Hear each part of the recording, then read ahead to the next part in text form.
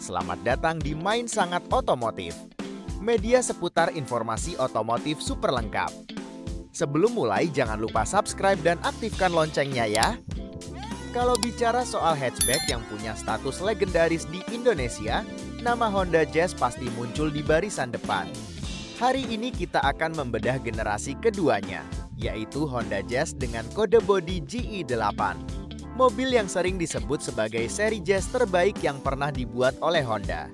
Mari kita bahas mulai dari sejarah hingga apa saja yang perlu Anda perhatikan sebelum meminangnya. Honda Jazz GE8 pertama kali mengaspal di Indonesia pada tahun 2008, menggantikan generasi pertama atau GD3 yang sudah sangat sukses. GE8 terus diproduksi dan dipasarkan hingga awal tahun 2014, sebelum akhirnya digantikan oleh model GK5. Selama masa baktinya, GE8 sempat mengalami beberapa kali penyegaran atau facelift. Yang paling ikonik adalah hadirnya varian RS dengan tampilan yang lebih agresif.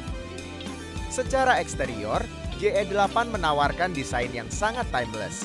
Garis bodinya lebih tegas dan dimensinya sedikit lebih besar dibanding pendahulunya.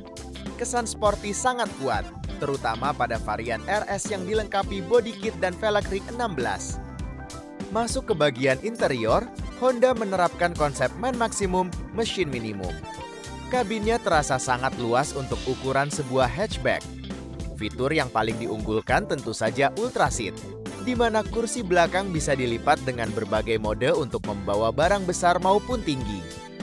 Material dashboard memang dominan plastik, namun penataannya ergonomis dan tetap terlihat modern bahkan untuk standar saat ini. Di balik kap mesinnya, Honda Jazz GE8 dibekali mesin 1,5 liter L15A SOHC iVitec. Mesin ini mampu memuntahkan tenaga sebesar 120 PS dan torsi sebesar 145 Nm, salah satu yang terbesar di kelasnya pada masa itu.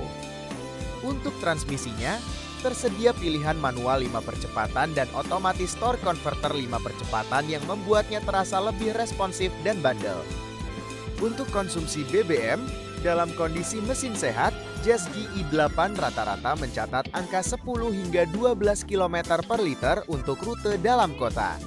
Sedangkan untuk rute luar kota atau jalan tol, mobil ini bisa menyentuh angka 14 hingga 16 km per liter, tergantung gaya mengemudi dan rute yang dilalui. Namun, tidak ada mobil yang sempurna. Ada beberapa kelemahan yang sering dikeluhkan pemilik GE8. Pertama adalah bantingan suspensi yang cenderung keras demi mengejar handling yang stabil. Kedua, peredaman kabin yang terasa tipis sehingga suara ban sering masuk ke dalam. Berikut hal yang perlu diperhatikan sebelum membeli. Pertama, kaki-kaki. Karena usianya, bagian bushing arm, rack steer, dan shock breaker seringkali sudah minta jajan. Kedua, sistem pendingin. Pastikan radiator dan ekstra fan bekerja normal, karena mesin e-tech ini cukup sensitif jika suhu berlebih. Ketiga, riwayat servis. Cek apakah pemilik sebelumnya rutin mengganti oli mesin dan oli transmisi, terutama untuk varian Matic agar perpindahan gigi tetap halus. Berbicara harga, Honda Jazz GE8 punya harga bekas yang sangat stabil. Di tahun 2026 ini, untuk tahun produksi awal harganya berkisar di angka 90 hingga 110 juta rupiah. Sedangkan untuk unit facelift tahun akhir dengan kondisi istimewa, harganya masih bisa menyentuh 140 hingga 160 juta rupiah. Tergantung di mana lokasi kamu berada. Jadi, apakah GE8 layak dibeli? Jika kamu mencari hatchback dengan performa bertenaga, kabin praktis, dan tampilan yang tidak kuno, jawabannya sangat layak. Tapi pastikan kamu menyediakan dana tambahan untuk peremajaan di sektor kaki-kaki. Sekian ulasan kita kali ini.